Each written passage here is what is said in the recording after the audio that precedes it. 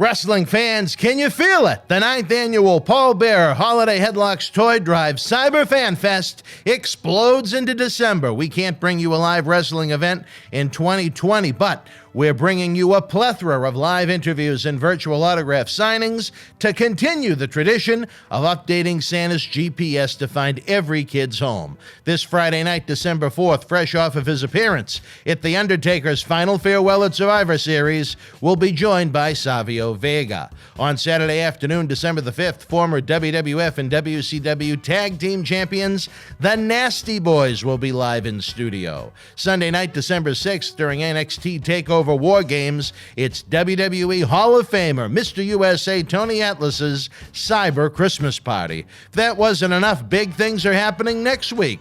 Friday, December the 11th, we'll be joined by the Massive Warlord. On Saturday, December the 12th, Native American Tatanka joins us in studio for the very first time. Then on Sunday, December 13th, it's a doubleheader of Future Stars Superstars is the new Impact Wrestling World Champion Rich Swann returns to the studio for the first time in 8 years, along with up-and-comer Wheeler Yuta, who recently competed in the Ring of Honor Pure title tournament, along with competing here in Boston Wrestling MWF.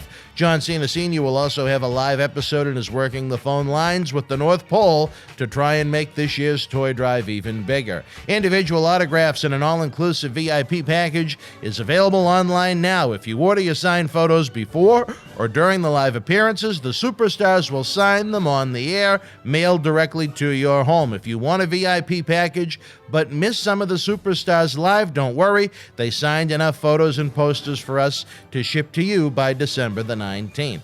If that wasn't enough, we're working on items for our annual mega raffle, where one lucky fan will walk away with a huge jackpot of prizes, all to benefit the toy drive and honor the memory of the late great Paul Bearer, who created this toy drive with myself and John Cena Sr. in 2012. Head on over to bostonwrestling.com to get your orders in now. Let's create smiles in 2020.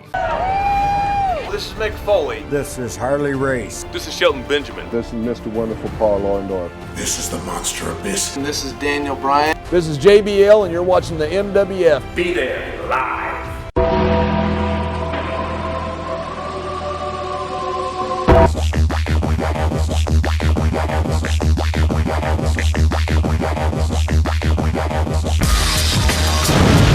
Wrestling fans around the corner, around the world, welcome to a bonus edition of Wrestling Insiders as we review the Monday, November the 30th, 2020 edition of WWE Monday Night Raw under the Thunderdome at the Amway Center in Orlando, Florida. As we record this episode Tuesday, it's pushing 60 degrees on a cloudy day here in the zip code of Champion 02176 at MWF Studios, downtown Melrose, Massachusetts. December is here. Can you believe it? That means 25 days until the big one. Also means 25 days until our 9th annual Paul Bearer Holiday Headlocks Toy Drive Cyber Fan Fest wraps up. The results thus far in 2020, not so good.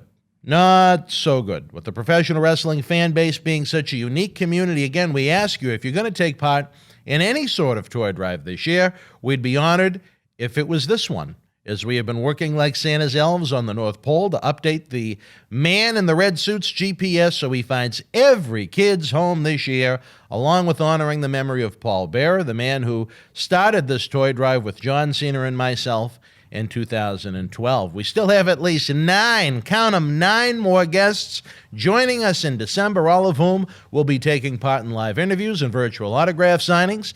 Individual autographs are available, as well as our all-inclusive VIP package.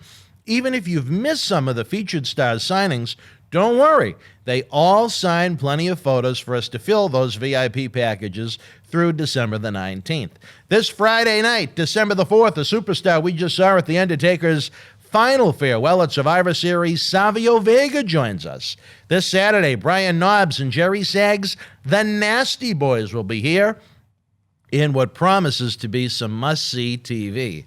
This Sunday night, Tony Atlas is back in studio during our NXT TakeOver watch-along. He'll be signing autographs and have his art available for purchase as well. The superstars continue to roll in. Next Friday night, December the 11th, is the Massive Warlord is here live. Saturday night, December the 12th, Native American Tatanka joins the toy drive. Sunday, December the 13th, we have a Future Star Superstar doubleheader, as will be joined by the new Impact Wrestling World Champion Rich Swann, as well as an up-and-coming athlete who just competed in the Ring of Honor Pure Title Tournament, Wheeler Yuta. John Cena Sr. has promised to do a live signing as well and has been in contact with the big man on the North Pole about the massive cyber raffle we're going to be holding later in the month. The kids need our help, fans. 2020 has been a tough year all around.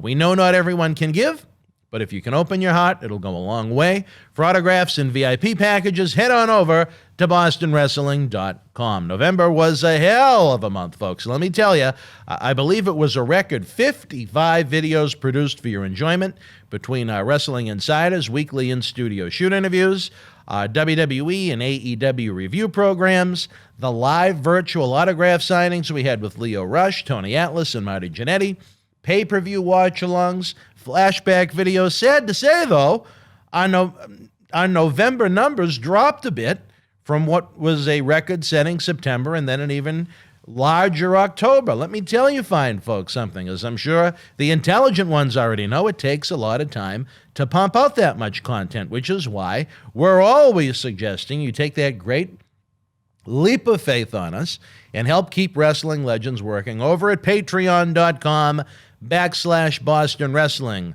where for less than a cup of coffee over at Starbucks, you get early, ad-free access to all of the Wrestling Insider in-studio shoots each week. You get the classic studio shoot interview DVDs. You get inside scoops on what's to come and much more. We understand that not everybody can financially contribute, but if we can reach that goal of 100 regular Patreons by the end of the year, it would be huge as far as what we can do for you and the Legends in 2021. As we prepare to run down the results, news, and views from Raw, we need to turn our loyal fans, friends, and listeners into Boston Wrestling Warriors. I continue to believe that the millions of professional wrestling fans that do not know we exist will absolutely love our weekly programs once they actually find us for the first time. With that, there are 3 ways we need your help big time without it costing you a single penny so we can continue to bring you this great wrestling content in 2021. Number 1, as I've noted before, share the links to our videos any way you can across your social media. Text a friend, email a friend. If you can socially distance, yell it out the window to people, your neighbors, strangers. They'll thank you for it. We need to grow this family even bigger to get to where we need to be to make our ultimate vision a reality. As I've noted before, wouldn't it be something if we had new original talk shows with superstars 7 nights a week? Imagine if we could grow it to the point where we had 2 featured superstars having a nightly or I should say a weekly talk show every night. I mean, the possibilities are endless if we can get enough fans to contribute. I think of the difference in those wrestlers' lives having that extra income during the worst of times where we have no live events and almost no personal appearances to be had, but it's all about you guys. The formula is simple. Without professional wrestling fans, programs like this don't exist. The industry doesn't exist.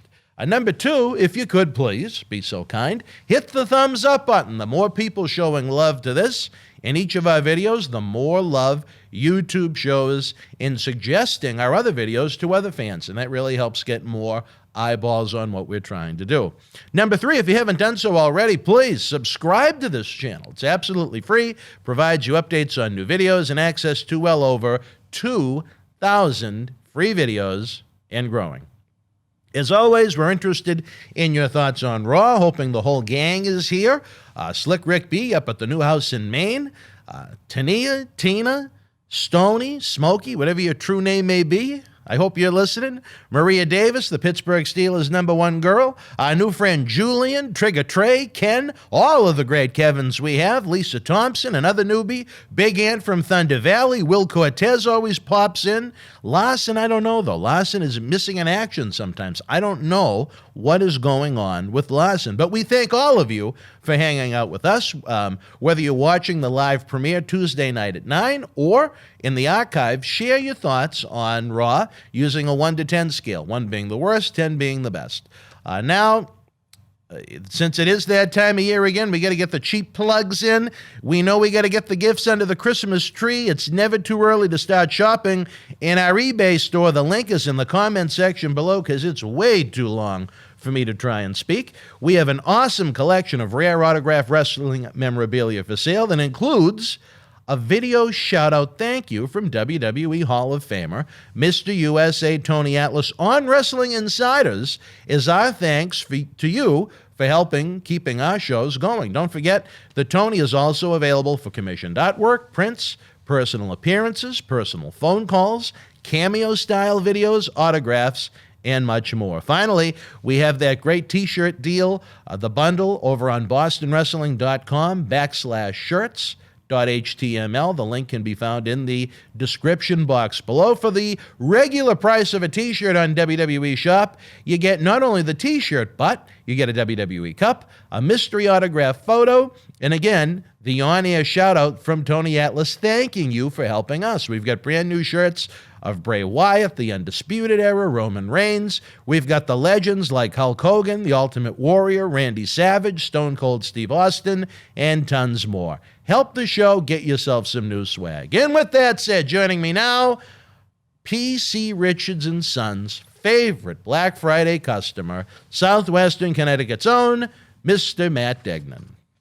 All right, don't forget, fans, the top of the hour, 10 p.m., we'll be joined by the Hall of Famer himself, Mr. USA Tony Atlas. All of this week's Wrestling Insider episodes are available online now with early ad-free access on the Patreon, and even next Tuesday's episode with Tony. But Matt, in what has been a pretty miserable day, let's try and break down Monday Night Raw as clear and concise as possible for the fans to enjoy at 9.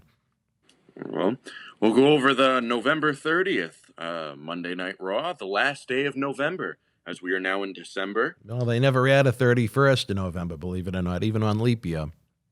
Well, you never know. Maybe down the line. All right, well, they could. Oh, Raw kicked off inside the Thunderdome with a moment of bliss, hosted by Alexa Bliss and her guest, Randy Orton. The Fiend then came out, of course, but when the lights came back on, Randy was holding Alexa for some reason. He then gave her over to the Fiend and then left the ring very quickly after the Fiend begged for her back. Did he beg? I didn't hear him actually speak. When they came back from the commercial break, the announcer said that it looks like Randy Orton found Bray Wyatt or the Fiend's weakness, and that's Alexa Bliss. But did he? How did he actually beg if he didn't speak?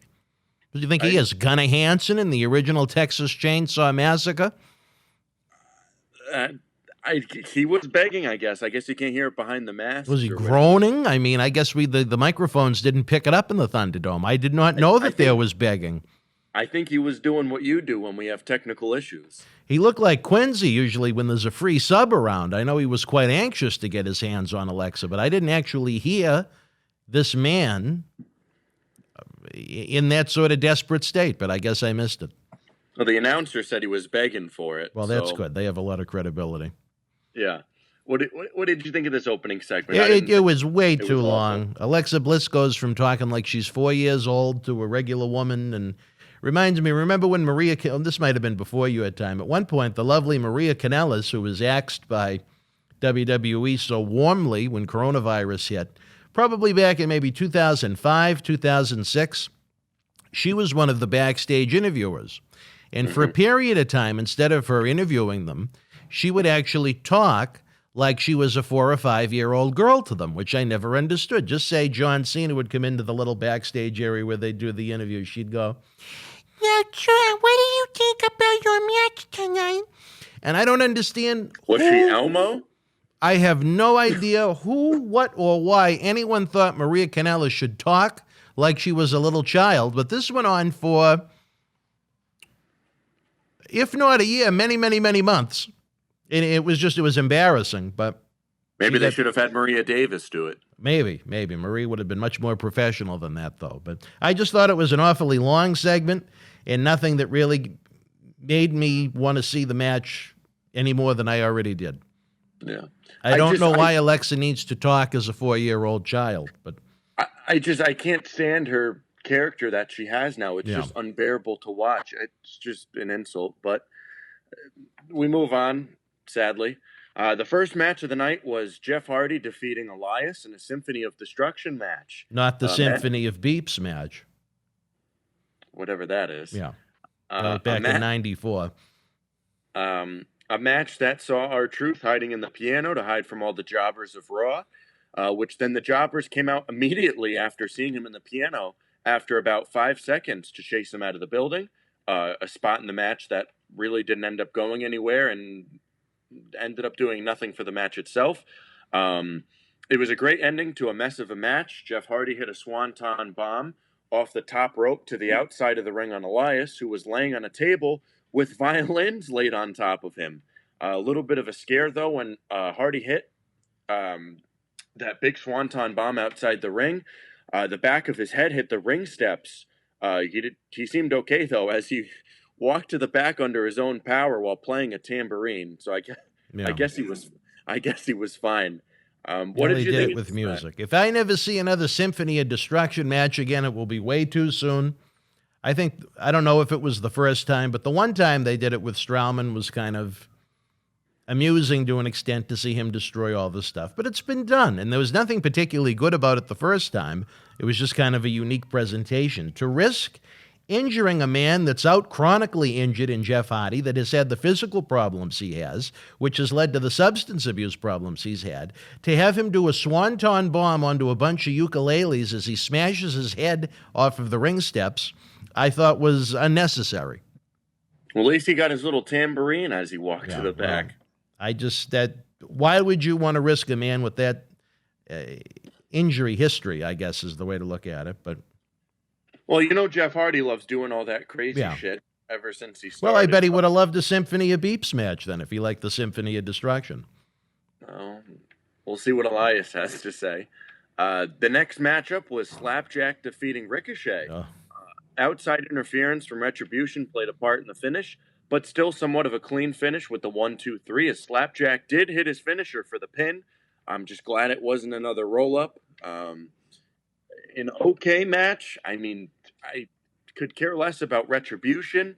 What did you think of this matchup? I thought it was horrible. Again, I've said it before, I'll say it again. Ricochet is someone that has a unique look, a unique personality, a unique size, where he should be groomed as the next generation's Rey Mysterio, and you have him taking a clean loss to a guy that probably won't even be, if under contract, certainly won't be known as Slapjack, as part of Retribution in the next year, but just sad. I don't know what they're doing with Retribution. They had more than one match tonight. We'll get into the other one later. But some nights they have more than one match. They'll lose one and win the other.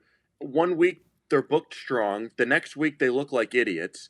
I don't know what they're trying to do with them and what their end goal is, and I'm sure they don't have one because it doesn't seem like they do. It's just they've been booked all over the place. They've been booked like monsters, then they've been booked like idiots, then they've lost every match for a month straight, then they have a win streak, and then they lose 2 times in a row. It's just, I don't know what they're trying. Awfully confusing. It's very confusing. I need a little clarification as to what's going on with Retribution, because it doesn't seem like they're getting any retribution. But it almost seems like Retribution is payback to those fans that actually get to enjoy good wrestling in the 80s and parts of the 90s now. This is the punishment. 20 years of lousy wrestling. Yeah. There had to have been a downfall at some point. Roller coasters don't always go up. Miz TV, hosted by Mr. Money in the Bank, The Miz, and John Morrison with guest Sheamus, was the next segment and the first segment of the 9 p.m. hour. Miz and Morrison were looking for an inside scoop on the WWE Champion Drew McIntyre. The segment got a little heated when The Miz started talking about Sheamus's career and how it's been bad for about 5 years. Then Sheamus got angry and took out both men. But the numbers game caught up to him as he was left face down in the ring by Miz and Morrison. Yeah. Miz and Morrison, I can't stand that cheesy comedy that they try to put on. It's almost like what MJF and Chris Jericho try to do with their little heel comedy that's a little cheesy. I really don't care for it. But what did you think of Miz TV this week? Well, it seems to be foreshadowing a big Sheamus turn, and they talk about ways to pump up the ratings. When I think about what a classic Drew McIntyre and Sheamus would be, I continue to worry as a WWE stockholder what those numbers may look like. But, I think towards the end it wasn't all that bad. I think Miz gets a little bit more interesting when he turns up the volume a little bit and gets a little angry, a little intense, as opposed to him just telling bad jokes that someone else wrote for him to tell. So towards the end, it actually wasn't all that bad. Was it something I'd ever want to see again? Absolutely not. But I think Miz is better when he turns up the volume. That's the thing, is when these guys can be themselves and not go off of a piece of paper that's given to them 25 minutes before the show. I mean,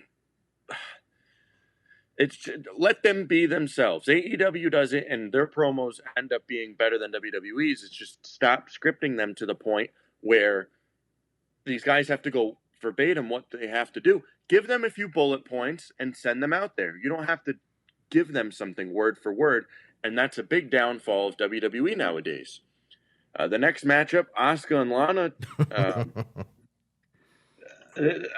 Boy, this another match, good one. I tell you, they defeated WWE Women's Tag Team Champions Nia Jax and Shayna Baszler in a non-title match, just in case anybody was wondering.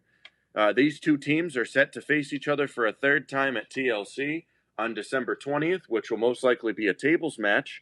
We will be live for TLC on our YouTube channel, which I really don't think we need to plug our YouTube for obvious reasons. Yeah, we'll be scrolling throughout the broadcast as well as the link in the description box below if someone does need it. Just in case. Just in case. I don't know what to say at this point. I mean, this whole thing with Lana and Nia Jax and Shayna Baszler, and then they added Asuka into it just to bring her down to their level, which is just not needed for her. I'm not even looking forward to the third one. I wasn't looking forward to the first one any more than that. Adding a tables match to it, I could care less. It doesn't add any emphasis to it at all. What did you think of their hellacious matchup last night? Well, I thought the match sucked. Everything with Lana, it's almost the personification of when you show someone, oh, look, I watch wrestling. And then your friend that has no interest in wrestling looks at it and says, you watch this phony-looking shit? Lana is the personification of that. But what I thought was kind of funny was all these people, oh, my God, Lana being put through the table every week. Oh, that's no pun intended, retribution on Rusev leaving and going to AEW and cutting that promo. No, they actually did have a long-term plan for this horrible, horrible looking presentation that they have with these matches, but at least they're trying, I guess. At least they gave it some long-term thought as opposed to just putting it together a week before the pay-per-view. I don't think anyone really wants to see it again. Like you said, I don't think anyone wanted to see it the second time nor the first time, but at least the effort was there for something with long-term thought going back to, if she went through 8 weeks in a row, that's got to bring us back to at least October, right? Oh, I think it was 9 weeks in a row. 9 weeks in a row. I lost count. Well, I think we all do when we watch wrestling nowadays. But I guess the third time might be the charm at TLC for these two teams. Yeah, but and that's one way to look at it. We'll see. The New Day came out to say the Hurt Business hasn't taken the Raw Tag Team titles away from them in 3 matches. The Hurt Business then came out to challenge the New Day for another tag team title match down the road, which will most likely be at TLC. But then Cedric Alexander challenged Xavier Woods for a match right then and there.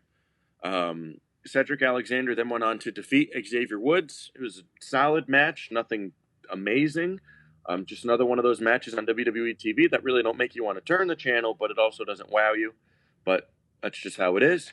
What did you think about this little segment and then the match? I didn't like the segment just because Kofi, when they announced that Xavier Woods is going to host the video game show. Call him didn't by look at his that. real name.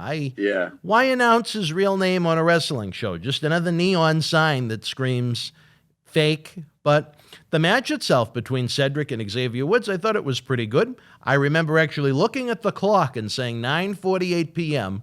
This is the first decent thing I've seen on this show. Almost 2 hours into the program. That's why we 9:48 p.m. That's how bored I was with that show, that it took almost 2 hours for them to come up with something that I said, geez, that was actually pretty good. And that's why when I do my grades, yeah, they're a little low. But when you start looking at what's actually on the shows, like you said, you don't have a good thing in the show until 2 hours in. Yeah. I mean, how can you enjoy a show when you're 2/3 of the way through? And it's just nonsense. But I don't know. It's grueling to sit through. And when you're watching a wrestling show, the last thing you want to be doing is looking at the clock and asking yourself, can this be over? Yep. I mean, that's why my grades are always shit, because I'm just keep looking at the clock. When is it going to be over? And when it's a 3-hour show, you got a while for it to be over. The next match, AJ Styles defeated Keith Lee and Matt Riddle to go on to TLC and face Drew McIntyre for the WWE Championship. It was a very good triple threat match. I'm surprised they didn't have this as the main event. I would have much rather seen this as the main event than the tag team match that no one really cared about, or a match that wasn't as good as the triple threat. The triple threat match, it was a number 1 contenders match for the upcoming pay-per-view. I would have much rather put that in the main event slot than a tag team match that was just announced not even an hour before at 9 o'clock, just saying, hey, we have a tag team match tonight, Sheamus and Drew McIntyre versus Miz and Morrison, that they just said when they came back from commercial break. I would have rather had the built-up match that, to me, I would have much rather seen end the show than just a tag team match that was not as good as the triple threat. But AJ Styles did get the win, and he's going to try to capture the WWE Championship for a third time on December 20th at Tropicana Field. What did you think of this match? I think the mistake they made with trying to build up a triple threat match for the number 1 contendership with the babyface champion is that they should have had at least 2 heels in it as opposed to 1 heel and 2 faces. I don't think anyone was surprised by the finish, and I don't think anyone's surprised that AJ is going to work McIntyre. If it was 2 heels, at least you might have said, geez, maybe villain number 2 has a chance to win the match, and maybe they could say they threw Orton in for whatever reason. Say it was Orton, Riddle, and AJ. You might think potentially that Orton had a shot where he was a heel, where it's very rare that you see a baby face versus baby face title match on a pay-per-view. One man's opinion. The match was fine. The effort was fine. Again, you look at Riddle, and from when the bell rings to when the bell ends, there's someone that's enjoyable to watch, but every time he speaks, I feel dumbed down, and I feel like I don't want to have anything to do with watching him or seeing him or listening to him. I don't like his music. I don't like his flip-flops. I don't like his bro promos, and I guess it's supposed to appeal to people younger than me, but the average age of the person that watches Raw, I believe, is in their mid-50s. I don't know how many people want to see the original bro, but that's just me. But before the match even started, I already had Styles winning it. I just couldn't see. I couldn't see Riddle winning. There's no way. Lee, maybe, but there was no doubt that AJ Styles was going to win that match. But a good match overall. And then they had to follow it up with Dana Brooke defeating Reckoning, a.k.a. Mia Yim, via roll-up. This was Reckoning's Raw debut, and she lost to Dana Brooke. Seems like a great start for her career in WWE, or on the main roster, because Mia Yim was actually much better on NXT. She's just another one being wasted. One of the better women's wrestlers that you have, and she's going to be wasted and getting beat by Dana Brooke via roll-up. I mean, I'm glad they actually had some matches and clean tonight or last night. But what did you think of this women's match? Awful. I didn't even think of her name. I just put Dana Brooke over Retribution. I couldn't even think of the woman's name until you mentioned it. I've heard a lot of nice things about Dana Brooke, so I don't want to knock her too much, but as far as the wrestling presentation goes, it's not all that believable looking to me. Why put something on a wrestling show that doesn't look like it's even close to passable as real. You have the same problem with Lana. Yeah, it's just when they come down to the ring, I mean, usually almost all the men look believable, but when you get to the woman, it's just as you say, It's a lot of hit or miss. It's just you have the guys that look they can beat the shit out of you. Then you have someone come to the ring and you're like, what the fuck is this? You know? Yeah. And you got maybe we should get Lana versus Dana Brooke. Well, that would be a good one. Maybe Larson would like it. Well, I don't know, but I can't see anything of Reckoning coming. And then you know what's going to happen next week? Reckoning is going to face Dana Brooke again, and then Reckoning's going to defeat her via roll-up or something like that. And maybe a rubber match in a couple Then of they're going to do one the next week on Raw, and it's going to be the final whatever, and then Dana Brooke's going to win clean, and that's how they're going to do their 50-50, the rubber match bullshit. And no one's going to care. So that's just how it's usually going to go. The main event, WWE Champion Drew McIntyre and Sheamus versus Mr. Money in the Bank, The Miz, and John Morrison ended in disqualification after AJ Styles hit Drew McIntyre with the phenomenal forearm. After the match, Miz and Morrison also hit their finishers on McIntyre to put him out even more. Then Miz went to cash in the briefcase, but was unsuccessful after Drew McIntyre suddenly got back up and took all of them out. Drew McIntyre ended up standing tall at the end of Raw to close out the show. A decent match, but then ended in a disqualification. Then they had to do that bullshit where Miz goes to cash in the briefcase, and then McIntyre gets back up, hits him with a Claymore, and then takes out Morrison. And then it's just, you know Miz isn't cashing in that briefcase clean. Like, you knew Otis wasn't gonna, and you know Miz isn't gonna. Yeah. If they have Miz cash in successfully on McIntyre, especially right before the Rumble and going into WrestleMania season in just a month, I can't see Miz holding that title, even if it's if they do one of those bullshit things where Miz cashes in at TLC and wins it, and then McIntyre wins it back the next night. It's not needed at all, and I'd rather just have Miz cash in, Drew McIntyre beat him, and we all just forget about it, and they split up Miz and Morrison. They have a little kickoff show match at Royal Rumble. They face each other and just break up that tag team, and it's not needed. Well, but everybody's worried about the Money in the Bank cashing in. I was looking at the clock ready to cash out. I was hoping 11 o'clock would come because it couldn't come soon enough. And I remember you texting me last night, is this it? But I mean, an okay main event with a finish that just kind of was just an eye roll. It was an okay match with four guys that I really had no interest in watching, especially three of them for the second time that night. Another thing that we always talk about is Raw is just plagued with people. I mean, how many times did we see Sheamus, Miz, Morrison, and McIntyre last night? Just even AJ Styles. There were a lot of Drew McIntyre music videos, that's for sure. I don't know how many times, not only do they have to just do them on camera, how many times do they recap the same thing 2 or 3 times a night? So, I mean, you're seeing the same thing 3, 4, 5 times a night, and it's just grueling, and that's why you keep looking at maybe they have a lot of data that says there's a lot of fans that tune in and tune out and don't come back in. Maybe there's new fans that tune in at certain times. Maybe they have information we're not privy to, which is why they repeat it several times throughout the night. And for those that do watch the entire 3 hours, want to pull their hair out. I guess. I don't know.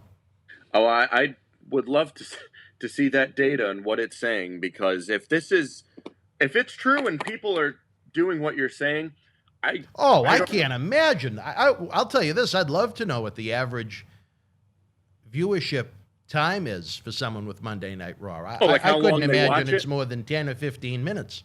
I don't think there are many that watch it from point A to point Z. I was gonna say I want to see the opposite. I want to see who watches it from 8 to 11 or whatever time, whatever thing you're in.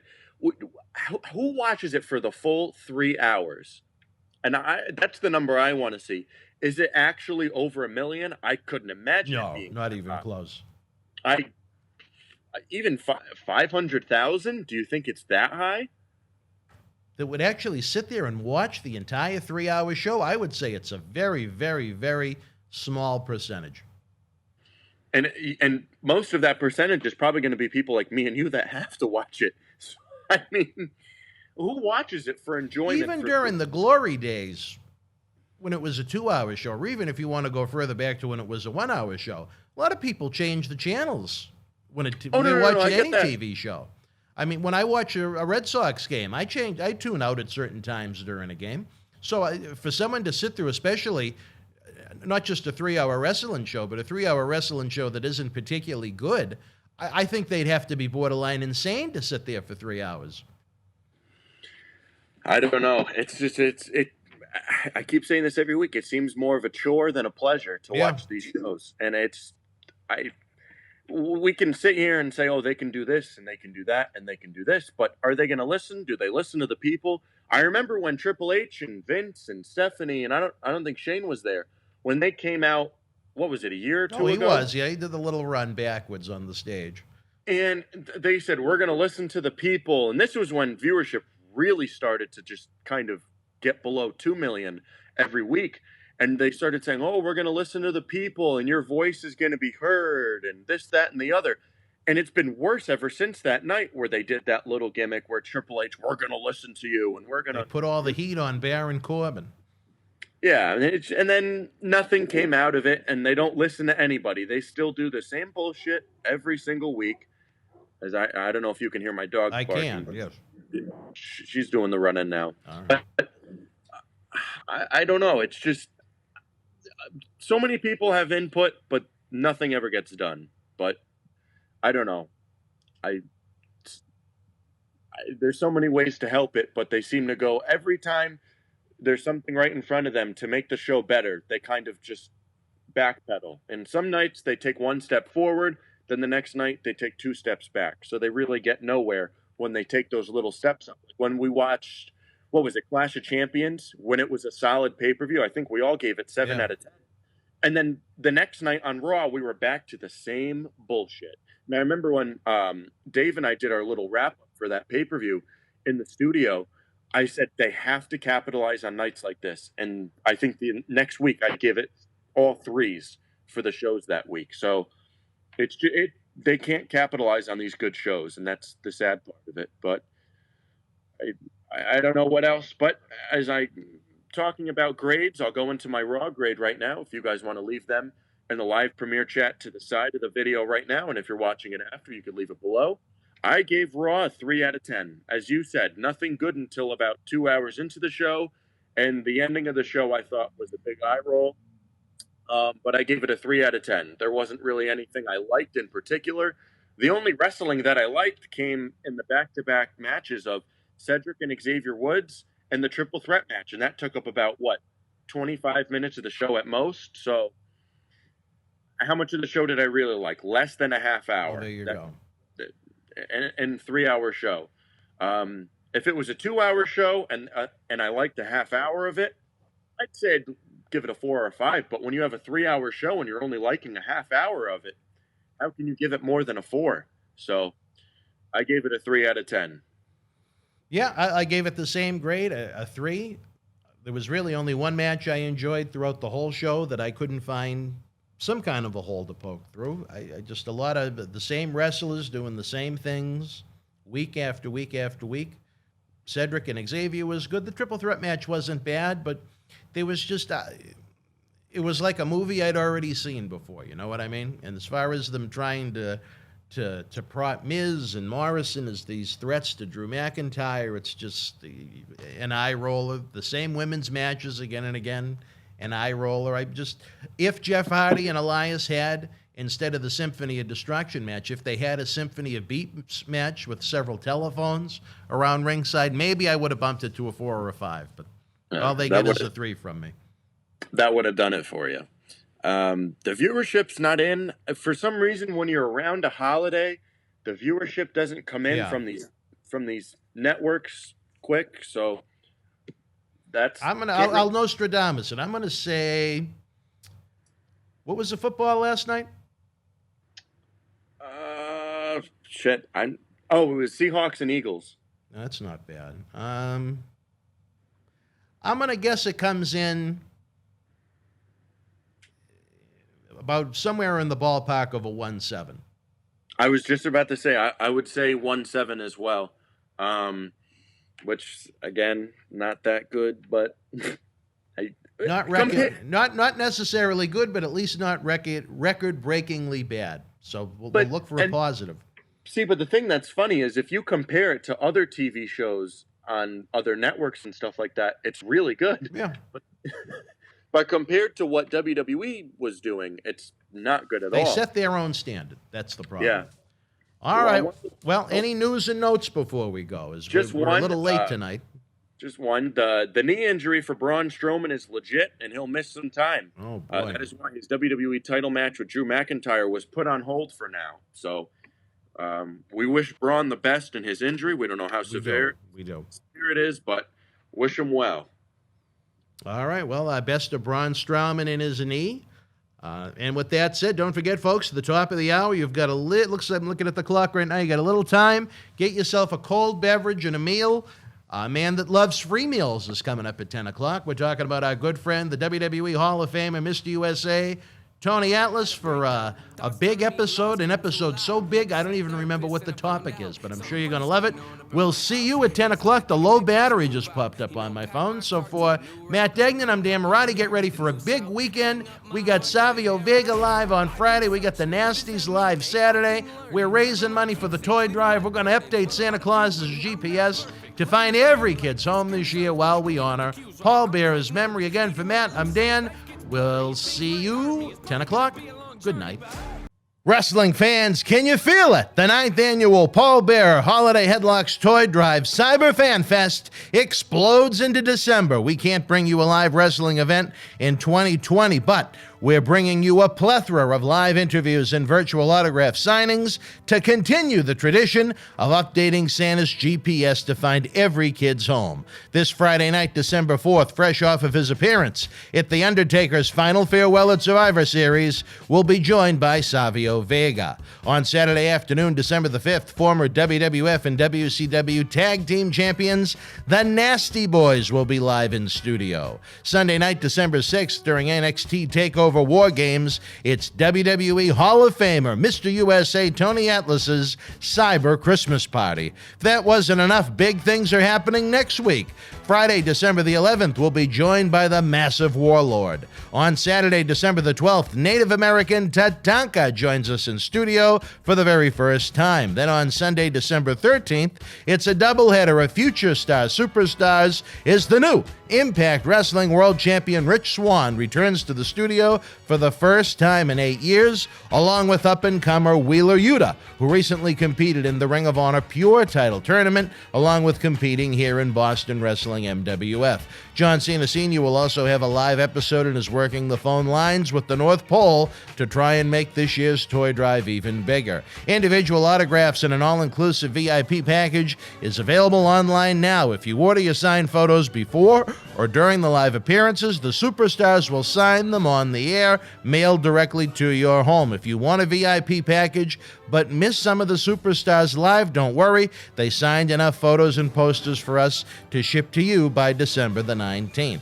If that wasn't enough, we're working on items for our annual mega raffle, where one lucky fan will walk away with a huge jackpot of prizes, all to benefit the toy drive and honor the memory of the late great Paul Bearer, who created this toy drive with myself and John Cena Sr. in 2012. Head on over to BostonWrestling.com to get your orders in now. Let's create smiles in 2020.